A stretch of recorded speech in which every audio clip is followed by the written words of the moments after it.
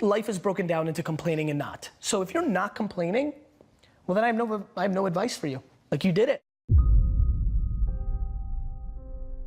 Putting in the work is one of the simplest and most, I think, often overlooked kind of thing. And how do you plan to, like, is that one of the things you think people just are either born with the fortitude to do that, or is that something you... No, that's the one that I think, I mean, there's a lot of research, and again, being an F student in science, like I really don't, it's not that I don't trust anything, it's that I know that I haven't put in the work to really know if I should quote things. You know, so I kind of like just stay in my little lane, but there's a lot of push towards being a workaholic, and hard work is a learned behavior. I see it in my team.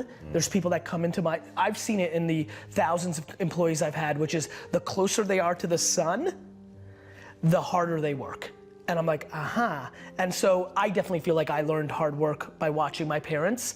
And so it's why I talk so much about hustle. Because it's one of the things that people can actually adjust and turn to. I watch people give advice completely predicated on natural talent and DNA, and I'm like, look, like I get it, like I can throw a football every day for 9 hours a day, I'm just not physically built to be competitive at the highest levels. So yeah, I do think, you know, if anybody watching right now, if there's anything they take away, it's like, look, like you're gonna only be so pretty, you're only gonna be so smart, like there's things that are gonna be natural, and then there's things that you can actually control.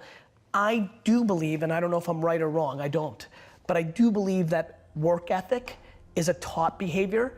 It's something you do have more control over. And yeah, I think, and you know what really sealed the deal for me? Getting healthier. I was 38 years old and it didn't come natural to me. Like, it didn't come natural to me at all. I hate the gym. I hate it now. I hate it, I don't like it, I don't want to do it. But I knew it was important. And somewhere around midway through being 38 years old, I got serious, I figured out my system, I made the financial commitment, and I've won, right? And I'll never lose again, because the system was I needed to be accountable to another human being. So it was about Mike and now Jordan and whoever else is my trainer. I'm doing it almost weirdly more to not let them down than to, and so that was the shift. And so I feel like there's a shift that can make people work harder. The big one that I push is you're gonna die. Like if you're like to me, life is broken down into complaining and not. So if you're not complaining, well then I have no advice for you. I'm pumped. Like, you did it. Like I have friends who make $42,000 a year, work 9 to 4, kind of, with an hour and a half lunch and 45 minutes of YouTube and 10 minutes of bullshitting and an hour of complete waste of time in a meeting. So they're kind of working like 6, hours a week, right? But they're pumped. Right. And they text me, these are high school friends, and they'll text me like how happy they are to be the coach of their kids' baseball team. And like, that's amazing. Like that seems very obvious to me. Like that's right. Like, what's super weird? I'm actually weirdly envious. It sounds cool, like in theory, right? Grass is always greener, right? Like far less pressure, like all that time with my kids, oof, that would be cool. Like there's just like all these things that I can justify. So to me, but I have friends who have $100 million in the bank because of Facebook's IPO, who complain, who are still hungry, who want to do even more, who will complain to me because they know I work a lot about no work-life balance and they don't get to spend enough time with their family. And I'm like, you have $100 million. Like, you could stay home. Like, you're in control. Like, don't complain about it. You've made that choice. Don't bullshit me. Like, you want to spend more time with your family? Spend more time with your family. This is back to what we said about keyboard warriors. I'm trying to be very careful about what I'm saying versus what I'm doing, because that's how you get exposed. And I don't mean like people calling you out and being like, you suck. I mean to yourself. I don't want to be exposed by myself. It's looking yourself in the mirror and saying like, am I doing this right? So to me, there's so many people that are talking shit about how big of an entrepreneur they're gonna be and how much they're gonna achieve, and they don't work on weekends. I worked every Saturday of my 20s. And I talk to 20-year-old entrepreneurs every single day. Lately, I've been saying to them, this Saturday, you're gonna have more time off than I've had in my entire 20s on a Saturday. So like, before you tell me how you're gonna be bigger than me, start thinking about what you're actually doing. Right. Yeah, no, I've heard you say that once, and it really caught the person off guard because they were like all about what they were doing, and it's like, oh yeah. How do you plan to instill that in your kids, or do you? I guess if you don't. I don't. I plan to instill kindness into my kids. I plan on instilling perspective into my kids. I plan in instilling just being a good human being. I plan on making sure they don't use their parents' wealth and micro fame and leverage to impose on any other person. I'm petrified of that. If my kids try to punk their friends on my shit, I'm gonna beat the fuck out of them. Like, that's just loser DNA. You didn't do that. That's interesting. So I've heard Will Smith say before to his kids, you guys aren't rich, mom and dad are rich. Yeah, sure, but not really, right? Like, so like, I'm not obsessed with tactics. I'm obsessed with religion. So I have a lot of wealthy friends at this point who think it's smart for them to sit first class, but the kids in coach. It's a tactic. They send their kids to Africa to build a school for a week. It's a tactic. It's like my friends that love the environment. The number 2 sector in the world that is hurting the environment is the fashion industry. When you run the math of what's doing bad to the earth, it's the number 2 industry behind gas. I don't even want to say it because I'm not sure if it's gas and oil. The number 2 industry, this I know for a fact, is the fashion industry. So all my fancy friends who love the environment, are they willing to give up their fucking Louis bags? Let's see, right? So like, I think people talk shit. So you let them sit coach and you went first class, but you went to, Hawaii and ate at all the best like, you can't pick and choose. To me, it's binary. So I don't want to be a hypocrite. So my big thing is like, look, you need to be kind. Like, mean is just non-negotiable in our family, right? And then you just need to not be full of shit. If you want to look at daddy's mountain and you want to say what I did to my dad's, and that was a big mountain for an immigrant, like, wow, dad did it, right? If you want to say, I'm going to climb that and I'm going to climb bigger, awesome. Like, I'm pumped. I'm weirdly not cheering for you because I'm just a weirdly competitive dude. This is actually something I'm not proud of. I'm comfortable saying this, and I believe this is a flaw, but I don't want my kids to beat me. I don't. Like, I hate saying it. I know this is where I get in trouble. People will take one little clip from one video interview and they're like, you're bad. It's just my truth. I don't want to bullshit you guys. Like, I'm that competitive. But they're my kids. If anybody was to, first of all, I love when people beat me because that's the meritocracy of the game. Right. Like, I'm a good investor, but Chris Sacca was a better investor and he's my homie and I'm pumped for him because guess what? He deserved it. Right. So like, I won't be upset if they beat me because they deserved it. But if they look at that and want to go the other way and give away all of mommy and daddy's money and be nonprofit kids and like give it all away, great. Like, I just want them to be all in on them, right? Like, I don't need them to be an entrepreneur. I don't need them to make me proud. They don't need to go to Harvard. They don't need to do shit. They need to be themselves, all in, and they need to be kind, and I'm good. You are so fascinating. You're like this super weird conundrum. So first of all, you won't let your son, who's 6, 5, 4, about to turn 5. Okay. Score. You won't let him score against you, right? Swat. No, I did something weird. I did something even worse than that. I played them on basketball 2-on-1 the other day. Okay. To 5. Yeah. And this time I decided to let them go up 4-0. This is really bad. This is really bad. The best part is, when I hit the game winner, they collapsed into tears. I hit this, like, we're in the living room. I hit the game winner, the couch is over there. I hit the game winner, and they both just run to the couch, cry. I mean, like, big tears. And I was, and Lizzie was there, and they're on her, ran into her, and I look at her, and I'm just so happy. And I'm like, yes. Yes, so I won't let them score. Okay. Or win. Definitely not let them win. Now I'm starting to fuck with them. Right, you know? so scoring becomes strategic for maximum pain. Punishment. Yeah, that's good. But you did episode 118, I think, with your dad. Yes. And you actually cried in the episode when he said that he missed driving with you to the store. And you guys didn't even talk about it, by the way. Right. And watching it, I was like, the fuck just happened? It was, in that moment, I realized that even the shtick isn't shtick. Like, that it's just flavors of who you really are, which is amazing. It's so incredible.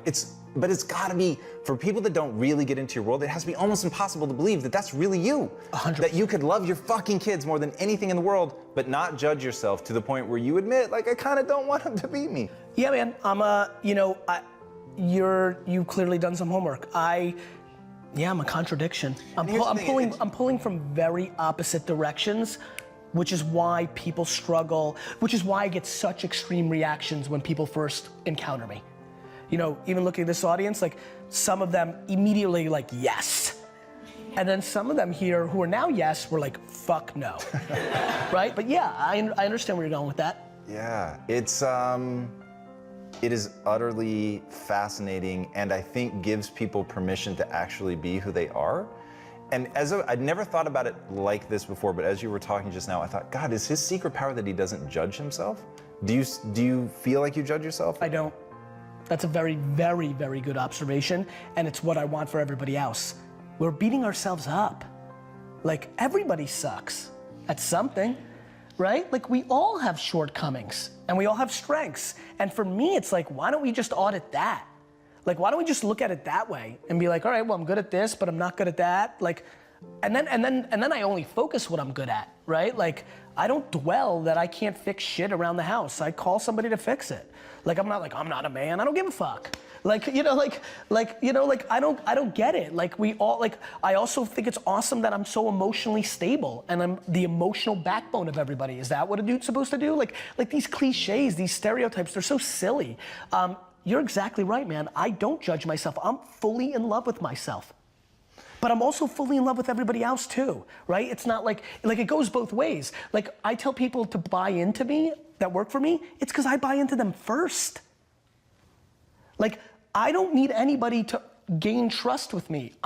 It's there. Like, I believe that the human race is so grossly underrated. We are good. Of course we have some bad. There's fucking 7 billion of us. But like, when you look at our net score, it's bonkers shit. Like, do you know how much damage we could be doing to each other on an hourly basis and we don't? Like, we're still here. Like, we won. We're the alpha being and we've figured out how to stay together. This is insane when you think about it. And yet everybody wants to dwell on like somebody said something mean. What I love is in that though, is your whole concept of nobody's ever let me down. So this is what I always tell people about. The things you're ever gonna hear me say will always be consistent with exactly what I'd say if you woke me up in the middle of the night and then punched me in the head. Because it has to be so real, it has to be so fundamental to who I am as a human being that I'll give you that answer even if I'm dazed and confused, right? Just because that is my fucking North Star. It's like my true foundation. And hearing you talk about how no one's ever let you down, it's like... Like to me, it's just binary. Like, unless it's complete death blow, death. To me and my 17 people that I give a shit about, like, everything else is super secondary. And let me tell you something, if you actually get into that mindset, it gets real good. Like, everybody like makes these big deals out of things that just don't matter. It's perspective. My selfishness comes from my selflessness. Like, it's what makes me feel good. I see it in my mother. My mom is the epicenter to every single person in her life. Her sister-in-law, her cousins, aunts, everybody goes to her. That's her comfort zone. Me too. Ask Gary Vee. Like this is my comfort zone. Like, I like this. Like, I hate when people are like, what can I do for you? Like, I say nothing. I don't want anything. I hate that feeling. I went into my family business because I felt like I owed it to like pay them back. Those are my parents.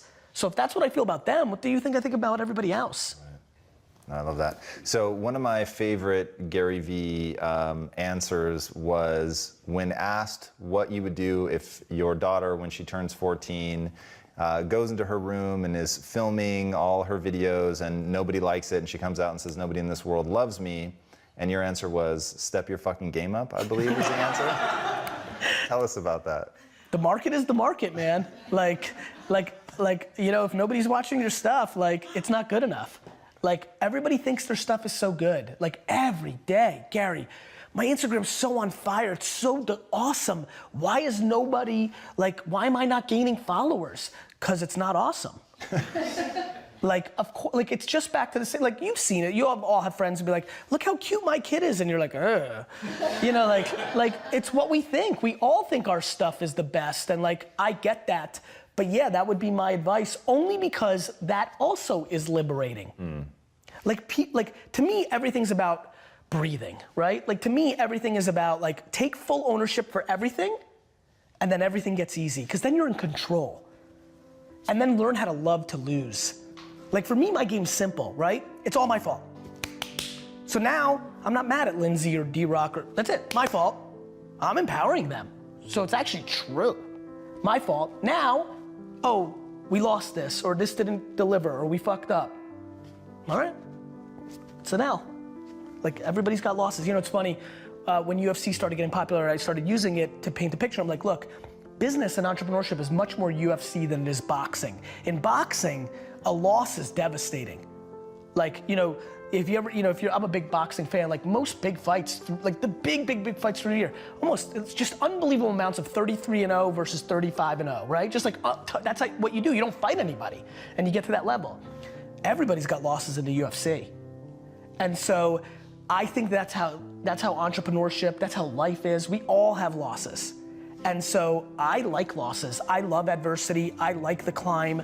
I like the chip on my shoulder. I like when people are like, oh, I knew it. He's not that good. That is like I'm even weirdly scared as I continue to ascend and I'm getting popular and what do you say, the marketing leading, like as people start putting these words in front of my name, I'm like, am I gonna sabotage myself to like recorrect this? Like I like adversity. So yeah, all on me. You know, I enjoy losses. Now all of a sudden, like what? You become completely invincible. I feel invincible. I really genuinely, outside of the health of myself and 20 people, feel 100% invincible as a person. I know what my intent is. I want to do good at nobody else's expense. I'm far from perfect. We all are. And so just easy. It feels very light to live life. I'm just in a good mood.